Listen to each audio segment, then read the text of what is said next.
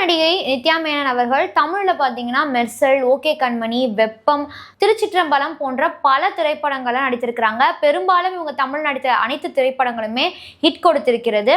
தற்போது விஜய் சேதுபதி அவர்களுடன் இணைந்து தலைவன் தலைவி அப்படிங்கிற ஒரு திரைப்படத்தை நடித்து முடித்திருக்கிறாங்க. இந்த தலைவன் தலைவி திரைப்படத்தை பாண்டியராஜ் அவர்கள் இயக்கியிருக்கிறாரு. மேலும் இந்த திரைப்படத்தினுடைய பாடல் ஒன்று பாத்தீங்கன்னா பொட்டல் முட்டையே என்ற பாடல் ஒன்று வெளியாகி மிகப்பெரிய அளவுல ஹிட் கொடுத்திருக்கிறது. தற்போது நித்யா மேனன் அவர்கள் இந்த தலைவன் தலைவி திரைப்படத்திற்கான ப்ரொமோஷன் ஈவெண்ட்ஸ்ல வந்து பார்ட்டிசிபேட் பண்ணிட்டு இருக்கிறாங்க. அதன்படி ஒரு பேட்டியில கலந்து கொண்ட நித்யா மேனன் அவர்கள் ஷூட்டிங் ஸ்பாட்ல நடந்த சில விஷயங்களை பத்தி ஷேர் பண்ணியிருக்கிறாங்க. அப்படி அவங்க என்ன பேசிக்கிறாங்கன்னு பார்த்தீங்கன்னா, பொதுவாகவே மைதால ப்ரிப்பேர் ஆன ஃபுட் எல்லாத்தையுமே நான் வந்து அவாய்ட் பண்ணுவேன், நான் அதை சாப்பிடக்கூடாது அப்படிங்கிறதுக்காக. எஸ்பெஷலி பரோட்டா வந்து நான் சாப்பிடவே மாட்டேன். ஆனால் இந்த திரைப்படத்தினுடைய படப்பிடிப்பின் போது மதுரையில் ஷூட்டிங் நடந்துட்டு இருந்துச்சு.